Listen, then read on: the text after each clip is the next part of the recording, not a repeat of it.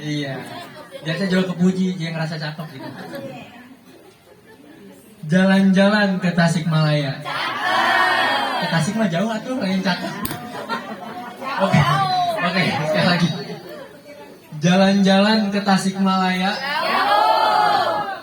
Jangan lupa beli roti 10.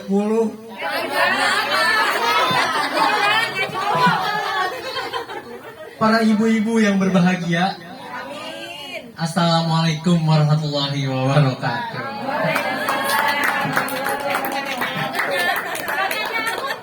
Oh, nggak nyambung ya? Ya udah, kalau nggak nyambung, saya ada pantun satu lagi. Boleh. Nanti minta tolong dibalas ya, Bu.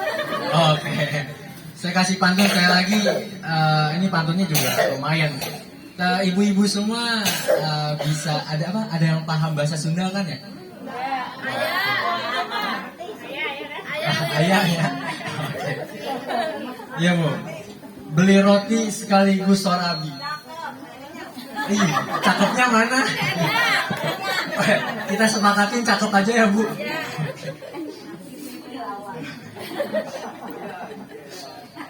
Beli roti sekaligus sorabi. Aduh, oke. Beli roti nyasar ke hutan. Para ibu-ibu yang kami hormati, jawab salamnya assalam sepisah. Sekali lagi, assalamualaikum warahmatullahi wabarakatuh. Alhamdulillahirabbil alamin, hamdan katsiran thayyiban mubarakan fihi kama yuhibbu rabbuna wa yarda. Asyhadu an la ilaha illallah wahdahu la syarikalah wa asyhadu anna Muhammadan abduhu wa rasuluh la nabiyya wa la rasula ba'da. Oke. Yang pertama ibu-ibu, segala puji bagi Allah. Tentunya dengan kehadiran Allah kita bisa berkumpul daripada teman-teman mahasiswa dari KSISEF, dari Sekolah Tinggi Ekonomi Islam SEBI, dari FOSE, dan juga para ibu-ibu UMKM. Ya, semoga selalu mendapatkan berkah dari Allah Ta'ala. Yang kedua ibu-ibu, sholawat serta salam semoga selalu tercurahkan ibu kepada baginda kita, yakni Nabiyana wa syafi'ina wa maulana Muhammad sallallahu alaihi wasallam, yang telah membawa kita dari zaman yang begitu gelap gulita sampai sekarang ini kita bisa berkumpul dengan sama-sama menggaungkan nama Allah Ta'ala. Ibu-ibu, sebelumnya perkenalkan, nama saya Muhammad Aziz Sajjad. Nah, di sini ada fotonya. Ya, walaupun berbeda, di sini mah glowing ya. Di sini mah glow down. Tapi nggak apa-apa, yang penting bisa menyampaikan kepada ibu-ibu semua tentang apa sih ilmu dan juga perekonomian yang baik dalam Islam itu seperti apa ya. Nah, sebelumnya ibu-ibu perkenalkan, nama saya Muhammad Aziz Sajjad, ada namanya juga. Saya adalah mahasiswa semester 3 akuntansi syariah. Mungkin kalau misalnya dilihat dari usia saya seusia dengan anak-anak ibu ya. Ya, semua. Jadi kalau ada anak-anak ibu yang perempuan bisa dikenalin ke saya. Oke Ibu, langsung saja Ibu ya. Di sini saya sebagai moderator yang nantinya akan mempersilahkan pemateri. Pematerinya ini adalah salah satu mahasiswa juga, dan sekarang mahasiswa ini adalah berkedudukan sebagai mahasiswa di semester 5, dan beliau ini adalah merupakan Duta Literasi Ekonomi Syariah Nasional dari FOSE. Pertama dulu, perlu diketahui ibu-ibu. Nah, FOSE ini adalah organisasi. FOSE adalah Forum Silaturahim Studi Ekonomi Islam. Nah, FOSE ini beranggotakan seluruh KSI ataupun KSI seperti kita ini dari seluruh negara, seluruh bagian-bagian yang ada di Indonesia. Nah, dan salah satu pemateri ini adalah salah satu dari Duta Literasi Nasional Ekonomi Syariah FOSE. Nah, beliau juga adalah mahasiswa semester 5 jurusan akuntansi syariah. Mungkin langsung saja kita panggil, ya mungkin kalau misalnya kita lihat dari mungkin terlihat baby face ya, maksudnya terlihat lebih kecil ataupun ya baby look banget ya, tapi kita semua berharap untuk mendapatkan ilmu dari apa yang nanti beliau ini sampaikan. Langsung saja kita panggilkan kepada Kak Irfaul Rizqoh Ariza, kepadanya dipersilakan. selamat datang Kak. Udah dari tadi ya Kak? Ya. Bismillahirrahmanirrahim. Assalamualaikum warahmatullahi wabarakatuh, ibu-ibu semua. Iya, sebelum saya mulai nih Bu, saya mau mohon maaf dulu kalau misalnya ibu-ibu berharap yang ngisi ini ibu-ibu juga yang udah punya suami, ternyata masih anak kecil masih nyari suami ya Bu. Jadi mohon infonya ya.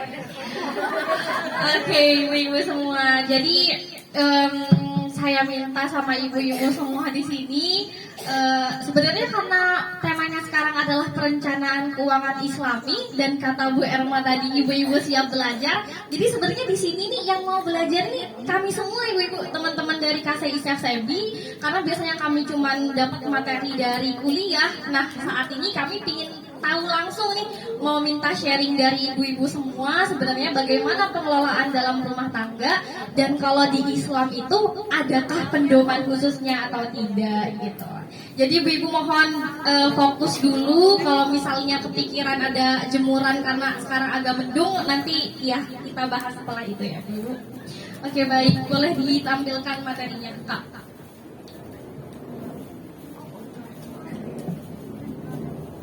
Ya, perkenalkan saya Irfal Rizka Ariza, ibu-ibu boleh dipanggil Riza. Saya dari Duta Literasi Ekonomi Syariah Nasional FOSEI. Saat ini ditugaskan untuk belajar bersama ibu-ibu semua tentang perencanaan, pengelolaan keuangan Islami untuk menggapai keberkahan.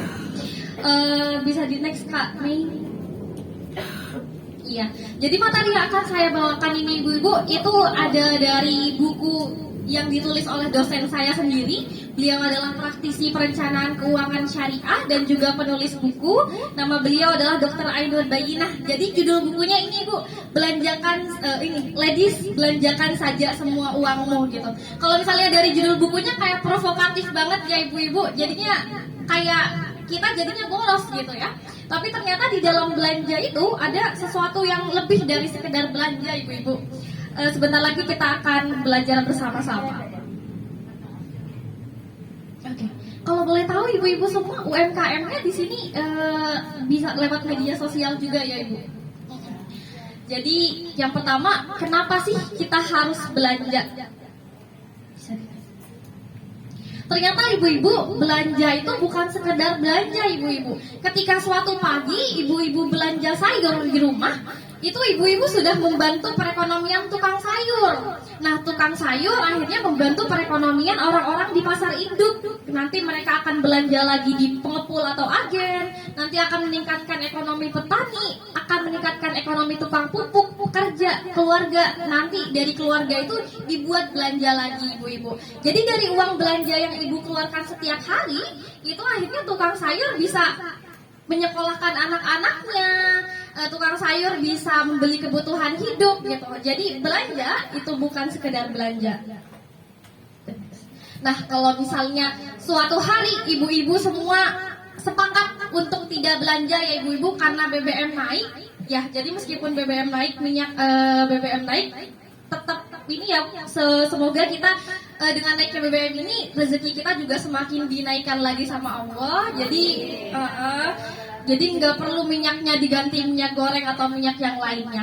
Jadi ketika misalnya satu hari ibu-ibu nggak belanja, itu akan ada yang berkurang ibu-ibu perekonomian dari para tukang sayur. Nah, tukang sayur mungkin akhirnya sayurnya basi dan tidak bisa dijual lagi, akhirnya muncullah hutang. Hutang dari tukang sayur ini karena dia punya hutang dan tidak bisa belanja di pasar induk, nanti orang-orang di pasar induk akhirnya juga punya hutang. Terus kemudian agen-agen pengepul juga punya hutang. Jadi hutang ini akan berentet ibu-ibu. Dari ibu-ibu gak belanja sekali, nanti hutang-hutang itu akan timbul di dalam 7 lingkaran perekonomian di pasar ini. Nah, jadi kenapa pada akhirnya ternyata belanja itu berarti sedemikian rupa, karena kalau misalnya nggak belanja, hutang itu akan semakin ada. Dan kalau misalnya hutang, orang-orang butuh untuk uang untuk berhutang, kira-kira yang senang siapa ibu-ibu? Iya, yang senang itu kalau zaman sekarang pinjol ya ibu-ibu. Ibu-ibu tahu pinjol semua? Jadi pinjol itu pinjaman online ya. Biasanya kita suka dapat SMS, 30 menit cair gitu ya, cuman modal KTP. Nah kayak gitu ibu-ibu. Atau kalau misalnya di Bojongsari katanya yang terkenal ini ya Bu, bangke ya, bank keliling ya, ya Mas Aziz ya.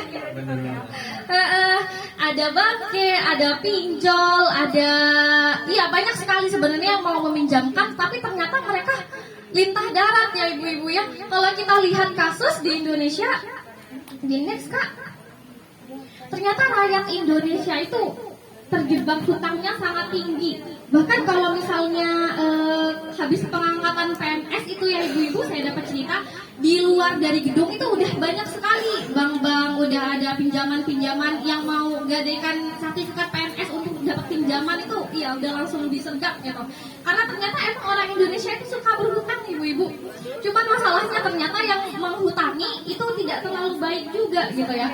Di sini Pak Jokowi bilang masyarakat itu banyak yang terjepit pinjol, bahkan banyak yang bunuh diri. Karena kasusnya itu ibu-ibu biasanya ada yang pinjem 1 juta, nah tapi ternyata setelah 6 bulan, setelah 5 bulan, hutangnya itu kayak seharga motor, jadinya 30 juta, ada yang 50 juta. Karena emang itu jahat ibu-ibu. Kalau dari OJK itu besar bunga harian yang diperbolehkan itu maksimal 0,08%, hampir 1% satu hari ibu-ibu. Jadi kalau misalnya ibu sekarang pinjam 1 juta, besok jadi 110 juta.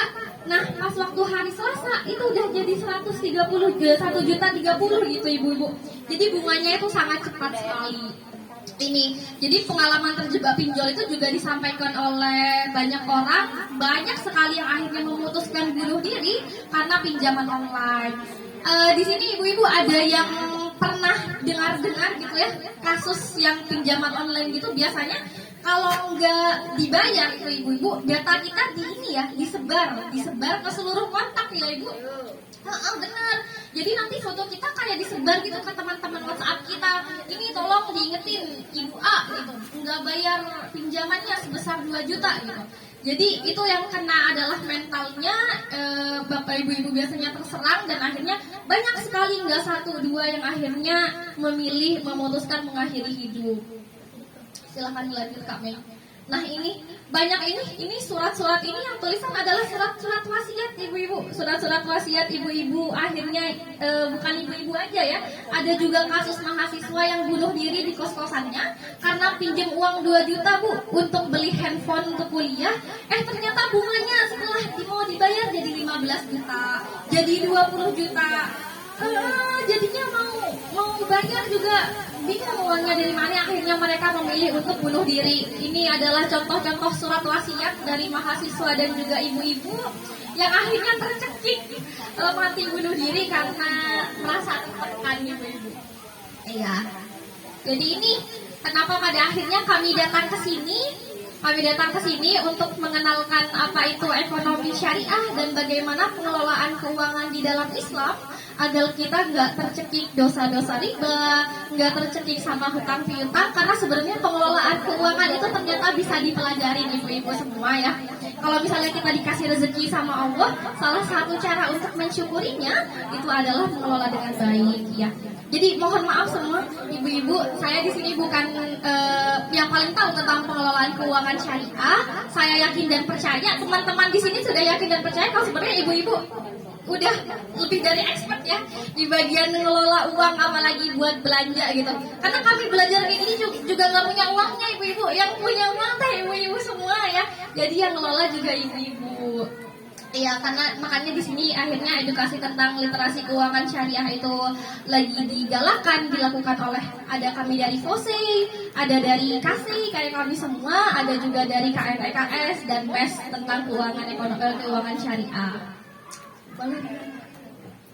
Nah, ini dia.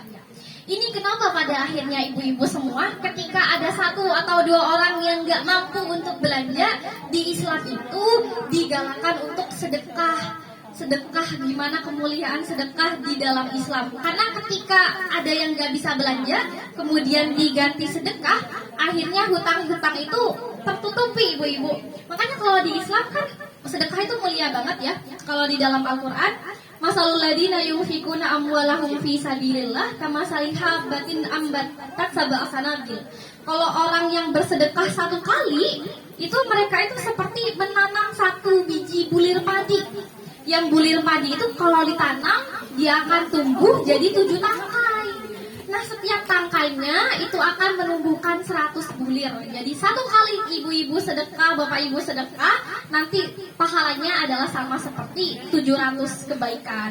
Karena ternyata di balik satu kali sedekah itu bisa banyak menutupi hutang-hutang dari 7 rentetan di dalam perekonomian ini. Iya, jadi itu kenapa Kak Aziz kita kasih apresiasi buat ibu-ibu semua. Ternyata belanjanya ibu-ibu menyelamatkan dunia loh. Jadi ibu-ibu ini adalah bagian dari pahlawan bangsa karena setiap hari berbelanja ya Mas Aziz ya. Ya, dengan itu tuh ibu-ibu semua, maka belanjakanlah semua uang ibu-ibu. Ya. Belanjakanlah semua. Tapi tetap ada catatan, nanti catatannya maksudnya akan diberitahu lagi sama Kak Riza. Kalau dibelanjain semua ya tekor juga ya Bu ya. Ya, nanti buat jajan anak, buat lain sebagainya. Dan saya sendiri, jujur ibu-ibu, saya mahasiswa, saya kalau minta uang itu kadang nekat Bu. Ke ibu saya, Bu minta uang Bu, gitu kan banyak, minta 300, 500. Tapi kita juga kadang memberikan pengetahuan kepada orang tua kita sendiri tentang bagaimana ekonomi syariah. Benar. Jadi berbanggalah ibu-ibu semua. Ternyata ibu-ibu di sini adalah bagian dari pahlawan bangsa karena berbelanja. Dilanjutkan Kak. Iya, tapi belanjanya bukan sebarang belanja ibu-ibu. Jadi ada belanja kebaikan. Di sini man nafasa min kurbatan min kurbid dunya, nafasallahu anhu kurbatan min kurbi yaumil qiyamah. Barang siapa yang menghilangkan satu kesulitan seorang mukmin di dunia, maka Allah akan menghilangkan kesulitan-kesulitannya ketika hari kiamatnya. Jadi belanja kebaikan itu adalah kalau misalnya di dalam keuangan ekonomi syariah, itu bukan pos-pos untuk belanja hedon ya ibu-ibu ya. Belanja semua di belanjaan ini, tapi emang ada pos-pos untuk sosial, di mana ternyata di dalam harta kita ada hak orang lain, ada zakat yang harus ditunaikan, ada wakaf, dan masih banyak yang lainnya ibu-ibu. Boleh. Nah ini ada beberapa, ada do's and don'ts belanja baik. Jadi ada ini dari dosen kami, dari yang diajarkan dari kuliah kami. Tapi ini nggak harus diaplikasikan dalam kehidupan kita ibu-ibu, karena saya yakin ibu-ibu kan udah expert banget nih, udah tahu banget bagaimana cara pengelolaan keuangan. Jadi ini cuma sebagai referensi aja ibu-ibu, sebagai panduan. Mungkin butuh sesuatu untuk mengarahkan kalau belanja itu caranya bagaimana. Jadi ketika belanja jangan lakukan ini.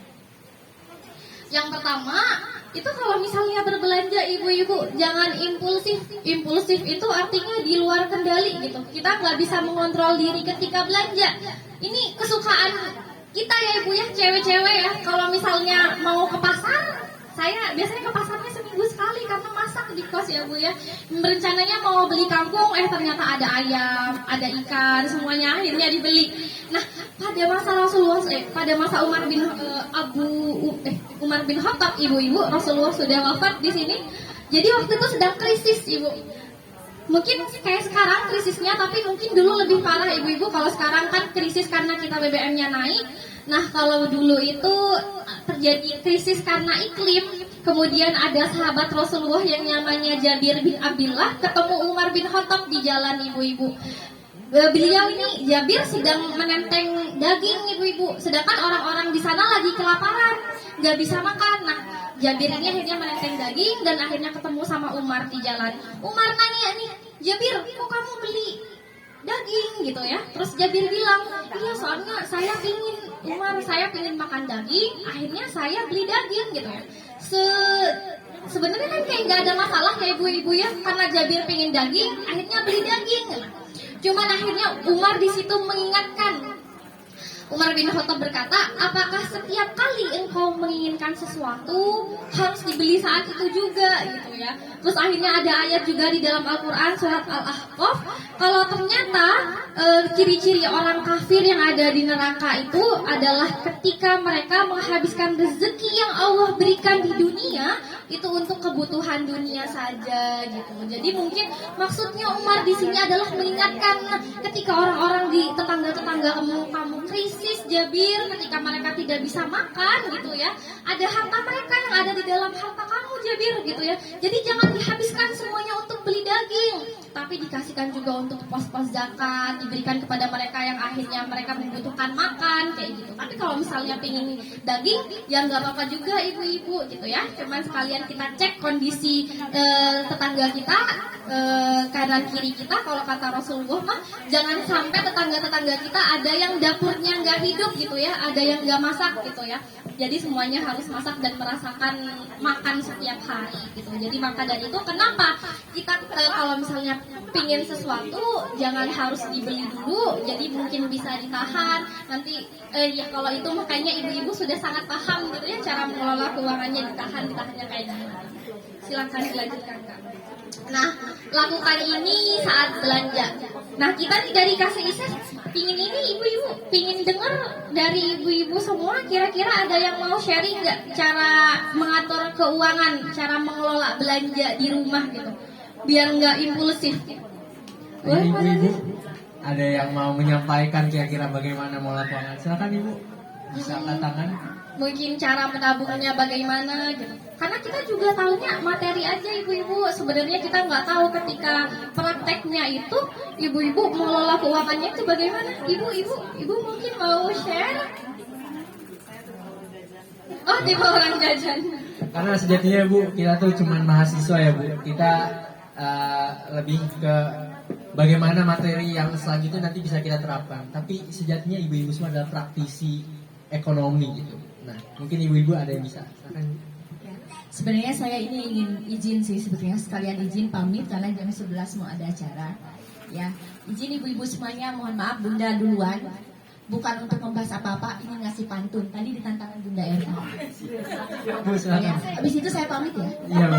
Dan mengapresiasi banget, tepuk tangan dulu dong Bu sama buat yang masih. Dan ini narasumbernya keren ya. Ih, keren banget, hebat nih narasumbernya.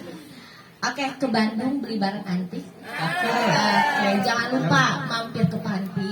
Abis itu ke Cipondong. Mahasiswa ya Sebi yang ganteng dan cantik. Kami doakan semoga dapat jodoh. Amin. Oke, terima kasih ibu-ibu semuanya. Mohon maaf karena saya bisanya cuma pantun doang ya. Jadi izin pamit. Udah dibekalin sama Bunda Erma. Iya, kalau saya masih nongkrong di sini juga saya malu. Ya, ibu-ibu semuanya pamit ya. Terima kasih semuanya, semangat, sehat, sukses. Ibu Lurah sehat ya. Si ibu lagi sakit ini. Ya, ibu cepat sehat, semuanya juga sehat. Terima kasih. Kami tunggu ya action berikutnya. Ini luar biasa, materinya juga bagus karena banyak banget yang terjerat sama riba ini luar biasa ya. Ibu kemarin baru menyelesaikan satu ibu-ibu yang hampir saja minum baygon karena memang punya hutang 4 juta jadi sampai 20 sekian juta cuman gara-gara seperti ini. Jadi ini luar biasa edukasi yang sangat bermanfaat ya. Mudah-mudahan tidak ada lagi kita semua menemui saudara tetangga cuman yang seperti itu Bu ya. Jauh-jauh mungkin itu luar biasa. Ya, terima kasih ya semuanya anak-anak semua, mohon pamit. Gadis cantik situ PA. Ya, kalau belum nikah jangan disentuh. Terima kasih ibu-ibu semuanya, mahasiswa Sebi. Assalamualaikum warahmatullahi wabarakatuh. Waalaikumsalam warahmatullahi wabarakatuh. Oke, terima kasih banyak ibu penyampaiannya. Itu sakit. Pantunnya ngeri ya. Yang main pantun sama saya balas. Ya jangan dilawan ya Mas Alif ya. Oke ibu, hati-hati di Hati-hati di jalan. jalan ini. Iya. Alhamdulillah Ibu, ternyata itu ya banyak, ini lumayan kenyataan ya, dan terjadi banyak sekali pinjol bangke itu benar-benar menjerat kita dan mencekik kita ibu-ibu ya. Semoga tadi yang disampaikan Ibu siapa barusan? Ibu Erni, kita terlindung dari dosa-dosa hutang, dosa-dosa riba gitu ya, yang akhirnya ternyata kita udah misal kita udah meninggal gitu ya, tapi ternyata dosanya masih berjalan karena kita masih banyak ribanya. Oke ibu-ibu, gimana? Ada yang mau sharing ibu-ibu penghematan atau cara hemat nabung gitu ya untuk mengelola keuangan? Oke Bu, silakan Bu.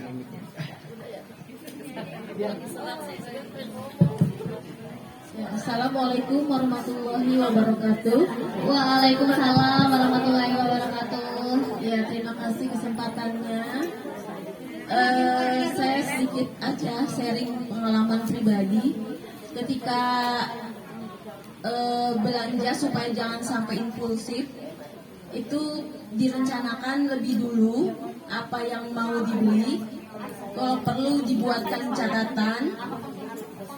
Misalnya kita mau ke mall ataupun ke pasar, itu dicatat kepentingannya apa, keperluannya apa. Jangan sampai itu tidak diperlukan, tapi karena kita lapar mata, kita berpikirnya kesempatan nih mumpung kapan lagi. Nah, hal itu yang harus puasa gitu, harus puasa dari godaan-godaan seperti itu. Kita harus komit terhadap apa yang sudah dicatat gitu, seperti itu. Jadi kalau misalnya dari awal kita berangkat mau belanja itu harus komit. Itulah yang harus kita beli. Itu yang pertama, dengan membuat catatan. Terus kemudian yang kedua, ketika kita belanja sayuran, kalau saya itu biasanya untuk 1 minggu belanja dikemas dengan tempat yang misalnya sayuran ya dikemas ataupun ikan atau lauk. Jadi kita nggak bolak-balik tiap hari ke pasar. Jadi di kontainer gitu udah ditulisin, ini untuk hari Senin, ini untuk hari Selasa, ini untuk hari Rabu gitu. Apalagi saya juga jualan gitu, kadang memang budgetnya itu betul-betul harus dikelola dengan baik. Itu saja barangkali pengalaman saya dalam mengelola keuangan. Dan kalaupun misalnya ada bisa saving, biasanya kita diingatkan untuk hari Jumat, biasanya ada Jumat berkah gitu ya, kita bersedekah. Dan itu harus kita ingat, jangan sampai dilupakan dalam pekan itu. Kan banyak juga sih macamnya, ada yang sedekah subuh, ada yang hadir hari Jumat, ataupun juga mungkin hari-hari tertentu lainnya, itu tergantung dari ibu-ibu semuanya. Biasanya pengalaman saya sih itu saja. Terima kasih. Assalamualaikum warahmatullahi wabarakatuh. Waalaikumsalam. Untuk jadi ibu, ada beberapa pembelajaran yang kita dapat dari Bu Emma. Ya, yang pertama adalah direncanakan dulu. Kalau misalnya mau belanja dicatat. Biasanya ibu-ibu ada yang bilang juga, bawanya jangan bawa uang banyak-banyak ya Bu ya, secukupnya aja gitu. Jadi kalau misalnya dicatat tapi terus banyak diskon, terus uangnya juga ada, biasanya suka bocor-bocor dikit. Terus yang kedua juga belanjanya kayak seminggu sekali, kita taruh di dalam kontainer, terus cukup untuk seminggu, jadi nggak boros transportasi. Dan juga masih kalau jadi malas ini ya Bu, jadi malas belanja lagi gitu ya, di kulkas masih ada gitu. Oke, jadi sebenarnya ibu-ibu ada panduan ibu-ibu dari zaman Nabi gitu ya, tentang cara pengelolaan keuangan ini. Karena ternyata di Islam itu yang dibahas bukan cuma tentang ibadah, bahkan cara mengelola uang harian itu juga ada ibu-ibu. Ibu-ibu pernah dengar kisah Nabi Yusuf tentang mengelola uang? Oh iya, ganteng doang ya. Ganteng doang. Ganteng doang ya.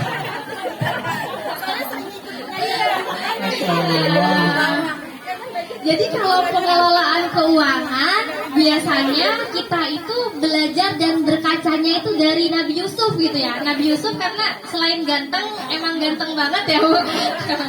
Jadi Nabi Yusuf ini kalau di Al-Quran diceritakan gitu ya, Nabi Yusuf yang dari penjara, lagi di penjara, akhirnya diangkat jadi menteri. Ada yang tahu ibu kisahnya kenapa Nabi Yusuf diangkat jadi menteri? Oh iya, karena bisa menebak mimpi. Jadi Nabi Yusuf itu Allah ilhamkan mimpi, tiba-tiba suatu malam dia bermimpi ada 7 sapi besar, sapi gemuk-gemuk yang besar dimakan sama 7 sapi kecil. Nah, raja akhirnya ngadakan sayembara, siapa nih yang bisa menebak arti dari mimpi saya gitu ya. Jadi banyak akhirnya yang menebak-nebak, tapi nggak ada satupun yang serak. Akhirnya Nabi Yusuf ini nebak kalau ternyata artinya itu adalah akan ada 7 tahun yang isinya tuh panen semua, Bu. Panen semua, panennya sampai berlimpah di seluruh negeri. Jadi seluruh negeri pada masa itu makmur. Nah, setelah 7 tahun musim panen itu kemudian datang 7 tahun musim paceklik, yang dimana seluruh negeri itu tidak menghasilkan apa-apa, Ibu. Gandumnya mati, sapinya juga kurus-kurus dan banyak yang mati karena itu musim paceklik. Nah, akhirnya raja itu nanya, nah dari mimpi kamu apa yang bisa kamu lakuin gitu ya. Akhirnya Nabi Yusuf ini presentasi di depan raja, ibu-ibu semua. Ada cara-cara pengelolaan keuangan biar 7 tahun masa subur ini bisa mengcover, bisa menutupi 7 tahun masa paceklik di depannya, yaitu dengan cara apa? Disimpan. Kalau kita bilang sekarang ditabung ya. Kalau zaman sekarang juga ada investasi. Biasanya ibu-ibu ini yang paling jago investasi, ditaruhnya di emas ya ibu, di tanah kayak gitu. Nah, itulah yang dilakukan Nabi Yusuf. Jadi pada masa 7 tahun orang-orang ini banyak ya. Jadi orang-orang di situ foya-foya, makannya banyak, dihambur-hamburkan, banyak yang dibuang, orang-orang mubazir. Nah, tapi akhirnya di negerinya Nabi Yusuf itu dijatah ibu-ibu. Jadi 7 tahun ini disimpan di dalam gudang, harus cukup untuk 7 tahun masa paceklik selanjutnya.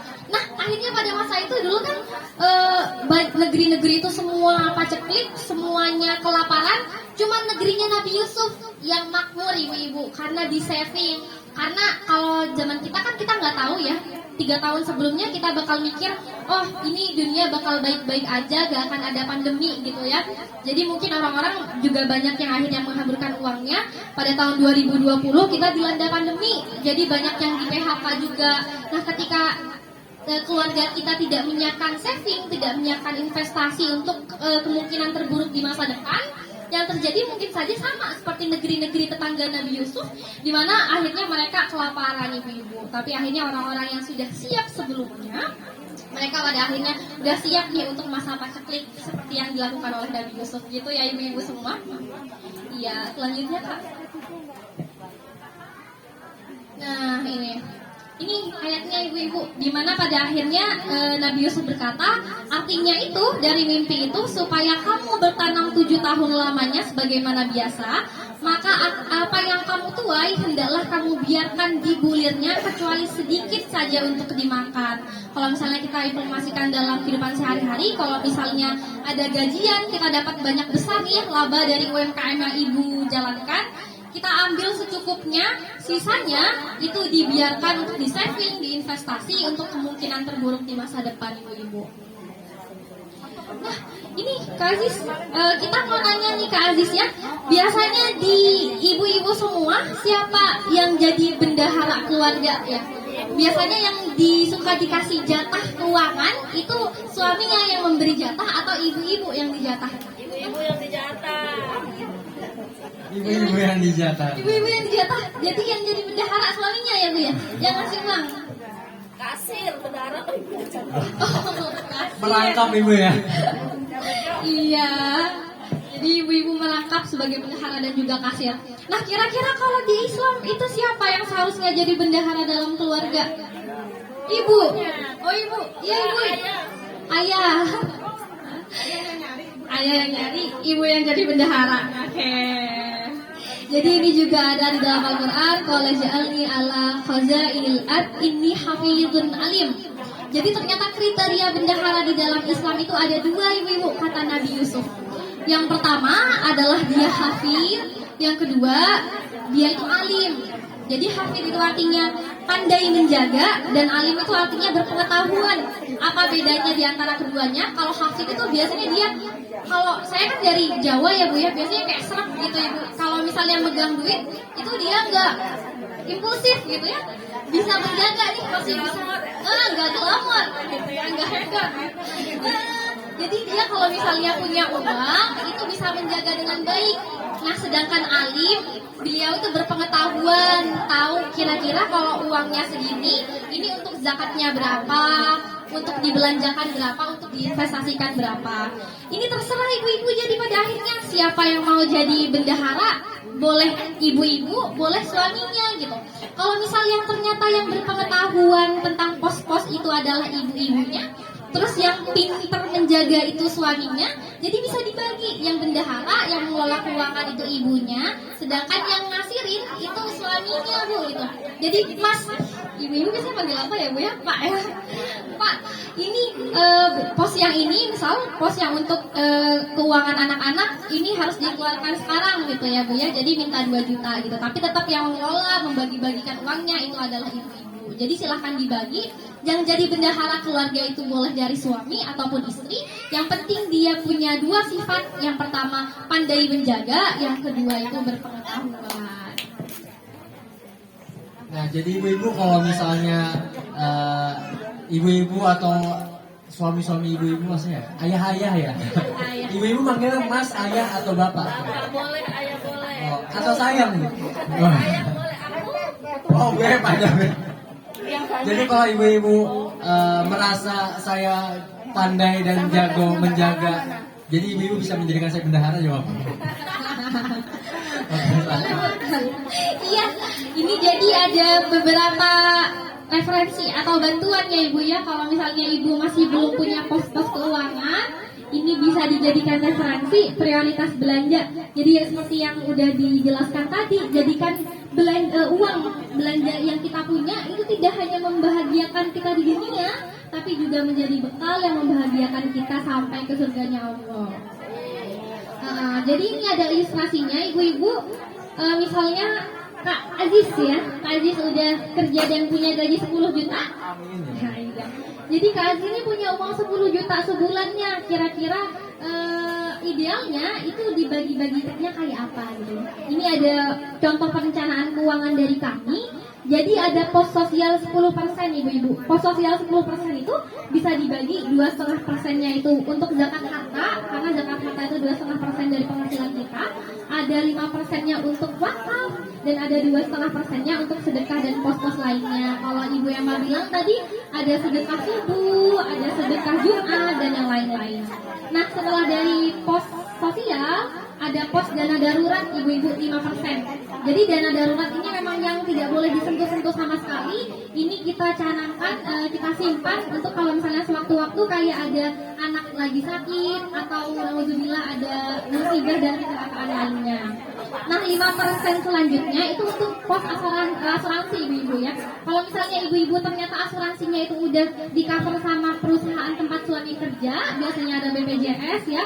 Jadi pos asuransi yang 5% itu bisa dialihkan ke tempat lain, bisa taruh di investasi atau di dana darurat. Nah selanjutnya itu ada investasi ibu. Biasanya ibu-ibu yang udah jago investasi ya mas, biasanya 10% ini bisa ditaruhnya di bentuk emas atau dijadikan tanah atau dijadikan rumah buat kos-kosan dan lain-lain. Terus ada pos pembiayaan atau utang produktif 30%. Ini yang mungkin yang punya hutang 30%-nya ini bisa ditaruh untuk pengeluaran hutang ibu-ibu. Kalau misalnya nggak punya hutang, pembiayaan produktif ini bisa dijadikan modal UMKM dan modal usaha dan yang lainnya. Nah, pos pembiayaan dan pos konsumsi yang 40% ini ibu itu yang paling utama gitu. Jadi ini yang dicanangkan lebih awal gitu. Kalau ternyata hutangnya itu lebih besar daripada 30% pengeluaran kita, jadi dinaikkan dulu. Jadi untuk hutangnya 40%, sisanya baru ke investasi, asuransi, dana darurat dan pos sosial lainnya. Gitu. Sampai sini kira-kira ada yang mau ditanyakan ibu-ibu tentang prioritas belanja dan pos-pos keuangan. Tapi biasanya ibu-ibu sudah punya pos-pos keuangan sendiri ya ibu? Iya sudah ada. Iya, jadi perbedaan pengelolaan keuangan Islami sama pengelolaan keuangan konvensional itu cuma satu ibu-ibu, yaitu di pos sosial. Kalau di kita sebagai umat Islam, kita sadar dan yakin kalau emang ada dari sebagian harta kita itu ada harta orang lain, jadi pos sosial ini harus ada. Oh iya, boleh. Ada ibu yang mau sharing. Oke, Ibu silahkan Ibu. Permisi ibu, siapa namanya bu? Bismillahirrahmanirrahim. Assalamualaikum warahmatullahi wabarakatuh. Waalaikumsalam warahmatullahi wabarakatuh. Perkenalkan, saya Wirati Haryanti dari Bahrul Hadiah Rahmani. Sebelumnya, yang sama-sama kita hormati Ibu Nurah, Ika Kanila SP, dan saya hormati para tamu undangan yang tidak saya sebutkan satu persatu, namun tidak mengurangi rasa hormat dan takzim saya. Dan saya apresiasi yang luar biasa kepada kakak-kakak dari Sebi, Saris, alhamdulillah, ahlan wa sahlan. Ya, langsung aja nih Kak. Mungkin di topik yang awal ya Kak, yang ada tadi tuh bangke ya, bangke atau apa ya bahasanya tuh, pinjaman online ya. Itu memang mohon maaf, ini dari yang sudah saya dengar aja gitu ya, dan alhamdulillahirabbil alamin, diri saya tidak bergulat dengan seperti itu gitu ya. Ini hanya sharing-sharing dari pengalaman-pengalaman yang memang mereka sebagian curhat ke saya gitu ya, dan keluhan-keluhan yang sekeliling masyarakat. Ini sharing aja, mudah-mudahan sih ada solusinya gitu. Jadi Kak, kalau misalnya bangke itu mungkin satu, banyak yang para ibu-ibu itu meminjam karena terpaksa, terus desakan ekonomi ya kan, dan masyarakat atau khususnya itu ibu-ibu rumah tangga yang bergulat di dunia seperti itu pinjaman. Karena kenapa? Faktor ekonomi. Kenapa dikatakan faktor ekonomi? Karena kebanyakan ibu rumah tangga pun tidak bisa, mohon maaf, menghasilkan produksi ya, yang untuk dia kelola atau untuk menghasilkan dia uang untuk kebutuhan dia pribadi.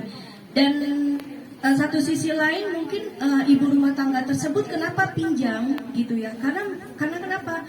Mungkin ada buat modal usaha gitu. Cuman memang harusnya memang kita di sini atau dari masyarakat atau dari yang memang atasan gitu ya, harus mewadahkan seperti itu Kak, mewadahkan pinjaman yang Islami gitu. Dalam arti memang untuk masyarakat yang paling bawah gitu. Nah, di situnya koperasi itunya tidak ada, wadahnya mungkin ya, mungkin ada tapi mungkin tidak populer gitu, tidak populer atau tidak diketahui oleh masyarakat khususnya ibu-ibu rumah tangga gitu.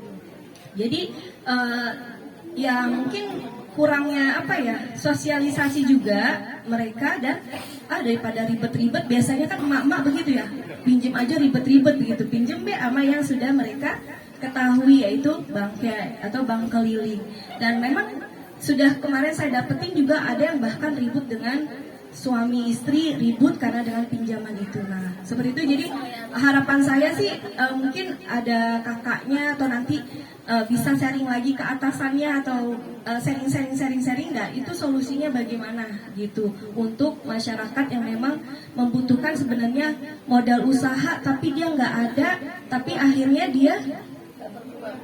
dia pinjam sama yang namanya bank keliling seperti itu. Itu di daerah kampung-kampung sini itu banyak banget dan merajalela itu ya, karena wadahnya memang tidak ada untuk mereka pinjaman yang Islami seperti itu. Nah itu saya pengen banget tuh, yang saya pengen utarain ke bagian mana nih komplainnya gitu ya, komplainnya ke mana? Karena kenapa? Kalau semakin di seperti ini terus, kasihan ibu-ibu, mohon maaf.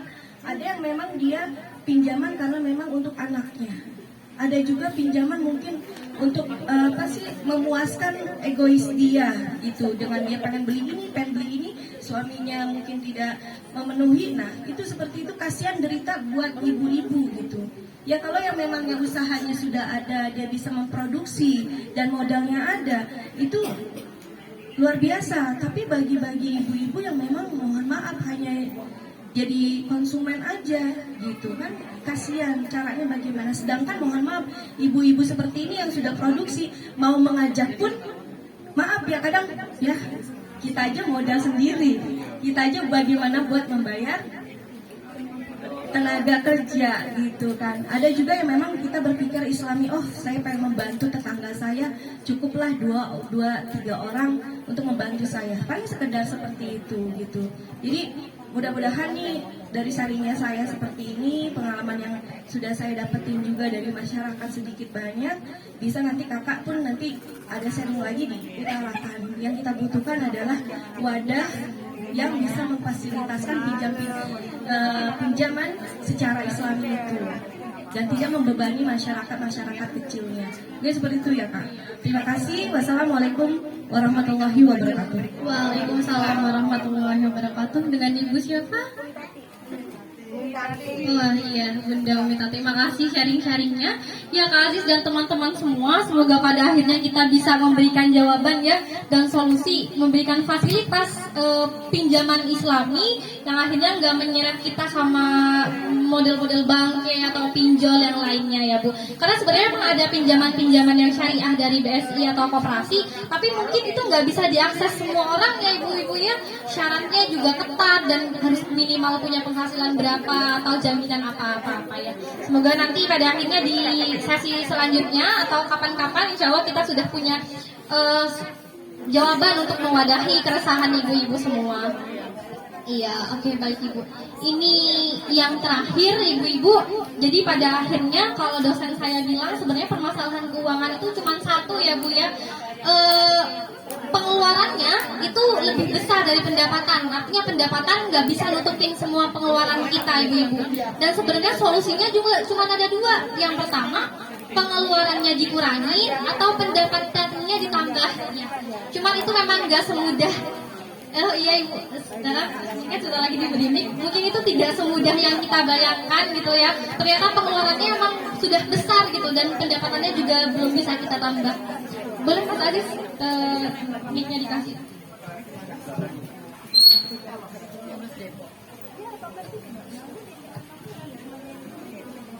Mohon maaf suara rakyat. Assalamualaikum warahmatullahi wabarakatuh. Waalaikumsalam warahmatullahi wabarakatuh. Terima kasih, saya apresiasi sekali sama adik-adik yang luar biasa.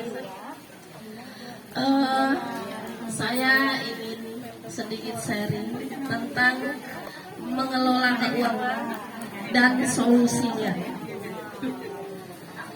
Mungkin dari wawasan saya yang sedikit ini mungkin nanti akan bermanfaat bagi ibu-ibu yang khususnya sudah punya usaha UMKM ya. Di sini saya itu belajar dari keluarga sendiri. Kebetulan saya itu dulu seorang guru dan suami saya adalah akunting. Ya. Setelah suami pensiun, saya usaha frozen food, pernah usaha jual tepung tapioka juga pernah. Nah, bergulirnya waktu karena dulu masih belum ada frozen, saya bertambah lagi ke frozen. Sekarang kadang terpancing sama teman-teman semua, produksi ikut produksi. Itu. Usia saya sekarang sudah 55 tahun. Saya sudah tidak menjadi seorang guru, tapi pendamping setia suami. Karena suami pensiun, jadi saya dulu berpikir kalau suami pensiun, gaji sebulan yang sekian itu insya Allah nggak ada lagi ya kan. Kebetulan pensiun suami saya itu pensiun karyawan swasta. Jadi tidak punya pensiun bulanan, jadi sekaligus. Nah dengan uang sekian yang dari kantor suami saya dulu itu cuman kerja di Jawa Pos, punya Pak Dahlan Iskan. Jadi dari uang pesangon itu saya berpikir, saya tuh harus memilih jadi guru apa usaha. Akhirnya dengan bismillah, saya sangat berharap setelah bismillah hasil saya alhamdulillah. Anak saya masih 4 yang masih kuliah, masih sekolah. Itu anak saya semua 5, yang baru kerja 1 di Bank BRI. Nah, dari pengalaman itu makanya saya bertekad, bismillah ayo Pak. Suami saya bilang, udahlah gini aja, saya jadi supir aja ya, pesangon kita beli mobil, kata dia. Nanti saya jadi supir di sekolah-sekolah, kata dia gitu. Dia ke Semarang pergi belajar lah tuh, melancarkan nyupir sama adiknya yang di Semarang. Setelah itu saya bilang, Pak, tolong saya minta uang dong. Berapa? 25 juta. Banyak amat. Iya Pak, tukang cireng kekurangan tepung Pak, saya mau drop, kata saya gitu. Alhamdulillah, karena my friend ya, bestie itu ceritanya sama saya tuh. Ibu Erni tuh yang tadi udah pergi, Bu Neneng dari Cireng Brekele, saya tawarkan, Bu saya mau drop ini, mau nggak? Mau. Alhamdulillah, sehari 2,5 ton kadang habis.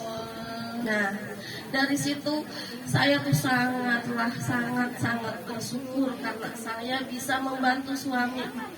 Sementara itu saya masih tetap ngajar di rumah sendiri. Jadi kepala sekolah, jadi guru, jadi staf, jadi kasir, jadi bendahara. Dirajam sendiri. Guru saya ada 3. Sekarang beliau masih punya guru-guru, masih jadi guru juga, guru les di rumah masing-masing. Saya bawain bekal tuh, murid diambil, selalu bawa ke rumah kamu. Itu, saya harus memilih, saya nggak jadi guru lagi ya, silahkan bawa muridnya. Saya bawakan muridnya. Nah, untuk pengelolaan uang, saya dulu sempat takutnya kalau uang ini dikasih semua ke saya hilaf. Saya glamor. Kata saya gini aja deh Pak, kita usaha ya Pak, kita udah jual tepungnya, kita jual produknya, jual cireng dan tepung. Akhirnya uang itu gini, yang separuh kita beliin invest jangka panjang, belikan tanah 300 meter. Sisanya saya kasih hadiah mobil untuk suami. Sisanya yang 25 juta saya kelola. Itu uang hasil ini tapioka pensiun. Oh, pensiun. Uang pensiun bapaknya. Nah, setelah dari 25 juta itu bergulir, saya kadang berpikir ya, jual cireng kok lebih banyak untungnya daripada tapioka, kata saya gitu kan. Cireng dulu harganya 8.000, dijual 12.000, itu yang beli ngantri di sepanjang teras saya. Kadang-kadang malu hati sama wali murid, aduh kalau jualan ada yang beli cireng, aduh malu. Akhirnya saya memutuskan, kok sekolah nggak ada di rumah lagi, saya kasih RW yang PAUD-nya, yang les dibawa pulang masing-masing ke gurunya. Untuk pengelolaan uang itu memang ada invest jangka panjang, invest jangka pendek. Jangka pendek saya masukkan ke dalam dana sekolah anak, itu berupa emas. Dana sekolah anak, dana taktis atau dana lain-lainnya, yang kadang anak sakit ya kan. Jadi waktu itu belum sempat ada BPJS ya. Jadi kita kalau sakit kita ntar bingung, soalnya udah nggak di-cover sama perusahaan. Udah gitu, jadi uang itu saya tetap bagi 2 dengan suami. Jadi suami itu bagian listrik, bayar sekolah, pokoknya bayar. Saya minta uang belanja, dan yang 25 juta itu jangan minta lagi Pak. Ini mau saya putar sampai dia pusing. Saya gitu. Insya Allah pusingnya uang 25 juta ini nanti ada. Alhamdulillah jawabannya, kata saya gitu. Alhamdulillah benar, sampai saat ini saya masih berusaha. Terus cara belanja yang hari itu diberi sama suami, saya habiskan. Habiskan gimana itu nih? Nah, dihabiskannya pagi hari setelah subuh, masukkan ke kotak. Sebelum kita ke pasar. Ini dana nanti perginya kemana? Buat sedekah, buat buat yatim, buat apa dan sebagainya. Itu udah saya potong dari uang belanja. Terus kalau ke pasar, kadang-kadang kan kalau ke mall itu memang kita kayak di sudut mall banyak banget setannya. Iya bener Ibu. Jadi saya kan semuanya tipis ya, kadang-kadang aduh ke mall jangan mau dibanyak-banyak. Takut katanya. Di sana tuh kalau kita bahasa indranya ada 6 kali ya, setiap pojok itu Kelihatannya pada ngawe-awe sini aku dibeli dong gitu. Makanya kalau ke mall saya mikir ntar yang kira-kira kita makan paling cukuplah 1 juta gitu, jangan lebih. Makanya kalau mau makan juga lihat dulu, oh ya bisa kita makan berlima, anak saya 5, suami sama saya jadi 7. Tuh, kalau 20.000 belum minumnya itu.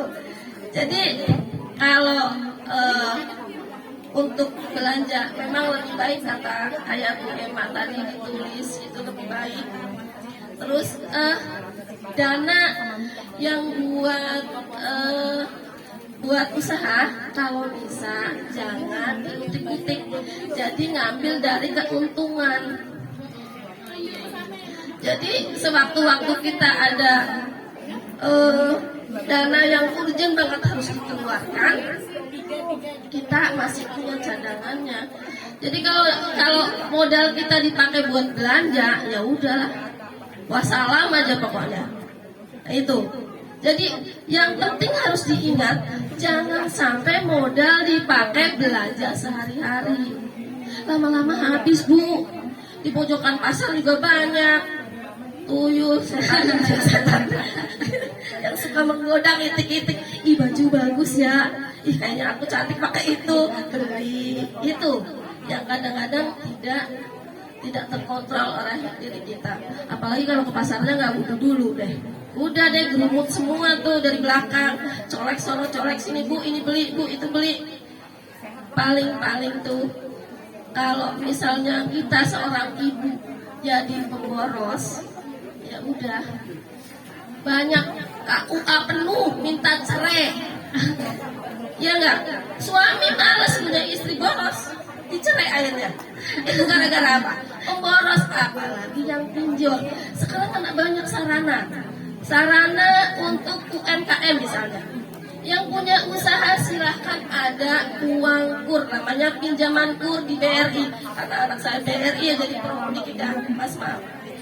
Jadi kur itu tidak mencekik. Dan kalau menurut saya ya, syariah itu saya lebih baik hutang kur, karena sewaktu saya sudah meninggal, itu kur itu dibayarkan oleh anak-anak kita. Jadi kita nggak punya utang, kita lunas. Tapi kalau simpedes itu kita ngutang 500 juta, 2 bulan baru bayar, kita meninggal, sah lunas. Tapi di akhirat saya nggak tahu dan namanya utang kok nggak dibayar gitu loh. Logikanya saya nggak nyambung. Jadi mendingan utang kur walaupun dapat 150 juta atau 200 juta, tapi kita kalau meninggal, anak kita, ahli waris kita yang membayar ke BRI. Jadi kita nggak punya utang. Kalau utang yang gede-gede yang biasanya kita meninggal ya udah nggak dibayar. Memang asuransi negara itu katanya. Tapi kalau untuk syariat Islam kurang paham saya karena saya bukan ustazah. Gitu. Jadi, itu aja kayaknya. Iya Ibu, terima kasih banyak Ibu atas sharing-sharingnya.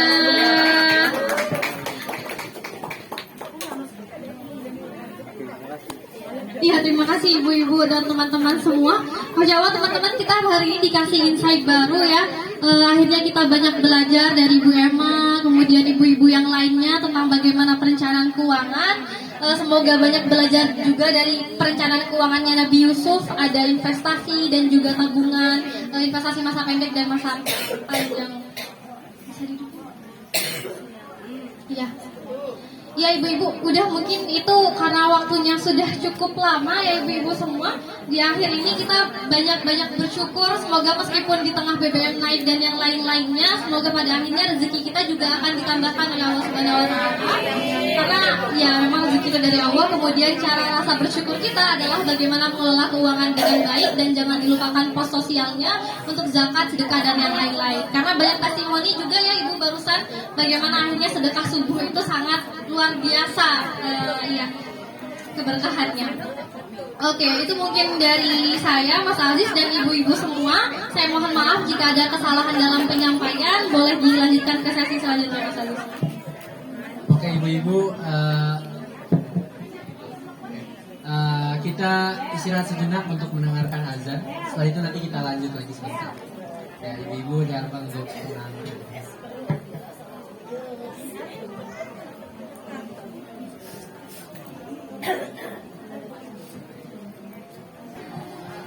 Oke ibu-ibu semua, karena azan sudah selesai juga, jadi sebelum kita sholat mungkin kita ada sedikit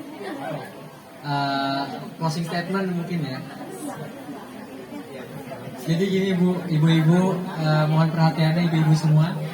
Nah nanti kan di akhir ada arisan ibu. Jadi sebelum arisan, sebelum makan kita kita fokuskan dulu diri kita sendiri, diri kita semua, baik saya, teman-teman mahasiswa dan juga para ibu-ibu UMKM. Bahwasannya ibu, di kampung kita ini sebelumnya saya mau nanya ke ibu-ibu semua. Ibu-ibu kira-kira ATM-nya itu bank apa sih ibu? Ada BCA, BRI, ada BSI, ada bank apa lagi bu? Ada bank DKI, bank apa? BRI Syariah dan sebagainya ibu. Nah, maka dari itu ibu-ibu, makanya dengan walaupun pengetahuan saya tentang ekonomi syariah juga tidak terlalu banyak seperti teman-teman mahasiswa yang lainnya, tapi ibu nanti akan dijelaskan dengan Kariza sedikit atau kurang atau banyak atau kelebihan daripada ekonomi bank syariah itu, yang nanti ibu-ibu semua bisa menggunakan bank itu sebagai sarana peminjaman modal UMKM dan sebagainya. Nah mungkin sebelum itu ada closing statement dari Kariza dari persidangan. Makasih banyak Kak Aziz. Ya mungkin karena kami dari kampus ekonomi syariah juga ya ibu-ibu ya, kami mau sedikit memperkenalkan tentang apa sih bedanya bank-bank syariah, pinjaman syariah dan daripada bank konvensional lainnya ibu-ibu ya. Kalau simpelnya sebenarnya bank syariah itu kan juga ada pinjamannya ya Bu ya, kemudian ada kelebihan dari pinjaman itu yang kami sebut sebagai margin gitu ya. Jadi kalau usaha, kalau misalnya di konvensional itu bunga, nah kalau di kita itu namanya margin. Kalau usaha itu labanya ya Bu ya. Jadi kita memberi laba kepada bank syariah itu untuk administrasi dan yang lain-lainnya. Nah kenapa bank syariah ini dikatakan halal gitu ya? Karena ada akad-akad di dalamnya yang akhirnya memfasilitasi pinjaman ibu-ibu, ada akad mudharabah, ada akad murabahah gitu ya, yang itu emang sudah disesuaikan dengan Islam dan ada fatwa ilmunya. Jadi akad-akad ini yang membedakan ibu-ibu. Kalau misalnya yang muda-muda nih pacaran ya ibu-ibu ya, pacaran kan nggak boleh, tapi kalau misalnya nikah itu boleh karena udah akad dulu gitu ya. Jadi itu bedanya gitu. Dan di bank syariah juga ada fasilitas pinjaman untuk UMKM juga ya Kak Aziz ya. Semoga dengan adanya kita nanti mungkin kita akan punya sesi sharing selanjutnya sudah ada jawaban untuk wadah peminjaman fasilitas modal ibu-ibu semua. Jadi closing statement dari saya adalah ibu-ibu, rezeki yang Allah berikan itu sangat luas dan di dalamnya juga ada hak-hak dari saudara-saudara kita semua. Cara kita mensyukuri nikmat yang Allah berikan adalah dengan berbagi dan mengelola keuangan kita dengan baik ibu-ibu semua. Terima kasih atas kesempatan yang telah diberikan. Suatu kehormatan buat saya, Mas Aziz dan Mas-Mas dan Mbak yang lainnya untuk bisa hadir di depan ibu-ibu semua. Masya Allah ibu-ibu produktif luar biasa. Semoga di sesi selanjutnya kita bisa ketemu lagi ya ibu-ibu. Terima kasih. Wassalamualaikum warahmatullahi wabarakatuh. Waalaikumsalam warahmatullahi wabarakatuh. Terima kasih banyak Kak Irfan Rizko Ariza yang menyampaikan materinya kepada gak cuman ibu-ibu semua loh. Kita mahasiswa semua juga mendengarkan dengan seksama apa sih bagaimana financial planning yang sesuai dengan syariah dan juga dapat mencegah daripadanya kerugian dalam kehidupan kita sehari-hari. Perlu diketahui ibu-ibu semua bahwasannya nih kalau kita pikir-pikir ibu-ibu ya, misal kita pinjol atau enggak kita minjem ke bank keliling, udah mah dosa ya, ribanya gede ya, terus bayarnya juga susah. Wah itu Masya Allah udah dosa, bayarnya susah. Nah Di bank syariah sendiri ibu-ibu udah mah gampang ya, walaupun gak segampang minta uang ya bu. Tapi setidaknya dengan kita meminjam uang di bank syariah itu ada plusnya, yaitu dengan cara kita menjadikan muamalah ini dengan kita meminta pinjaman bank syariah itu merupakan salah satu dari jalan dakwah kita, merupakan salah satu dari penggerak ekonomi syariah, menjadi salah satu kegiatan yang dimana nanti itu mendapatkan hadiah, nggak hanya pinjamannya bu, tapi juga mendapatkan hasil yaitu pahala yang semoga nanti di akhirat kita bisa mendapatkan surganya Allah Ta'ala. Amin ya Allah ya Rabbal Alamin. Oke, sebelum itu Kak Riza, mungkin dari panitia, maksudnya dari KSISEF, dari KSISEF Sebi ingin memberikan sedikit kenang-kenangan ya, berupa sertifikat kepada Duta Literasi Ekonomi Syariah Nasional dari POSEI kepada panitia, bisa diserahkan untuk sertifikatnya. Kak Riza bisa maju ke depan. Ya.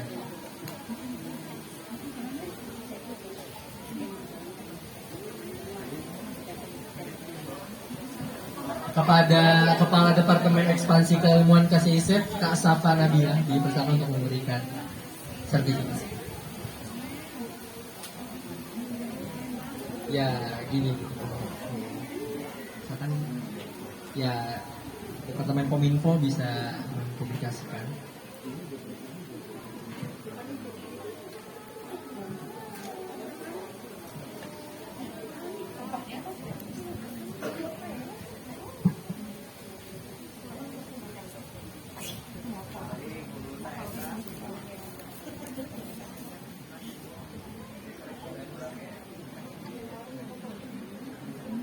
Oke, Masya Allah ya.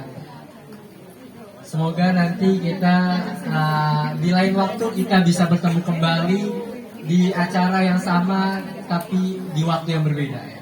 Maksudnya kita akan ketemu lagi membahas tentang pinjaman, membahas tentang bank syariah dan sebagainya yang nantinya bisa bermanfaat kepada ibu-ibu UMKM semua. Tidak hanya mendapatkan materi tapi bisa juga menjadi praktisi yang nantinya bisa menerapkan ekonomi syariah. Ingat ibu-ibu, dengan ibu-ibu menerapkan ekonomi syariah, ibu-ibu termasuk daripada pejuang jihad fisabilillah. Masya Allah. Walaupun berjihad dengan ekonomi itu merupakan salah satu jihad yang sangat baik ibu. Nah, maka dari itu saya selaku moderator ya ibu, saya nggak ada pantun lagi nih, udah habis. Karena saya nyiapin pantunnya cuma 2 dan saya udah kalah tadi sama ibu saya. Ya, iya ibu ini jaganya pantun, saya udah kena ini lost trick ya. Jadi kayaknya nggak ada pantun, cukup dengan penutupan saja. Jika ada kata-kata yang salah ya ibu, itu datangnya dari diri saya dan dari syaitan. Jika ada kata-kata yang benar itu murni datangnya dari Allah Ta'ala. Saya Muhammad Rizajat Hidayatullah izin untuk pamit undur diri. Semoga kita bisa ketemu lagi. Ibu-ibu kalau mau ketemu saya jangan apa-apa, mau nawarin anaknya jangan apa-apa.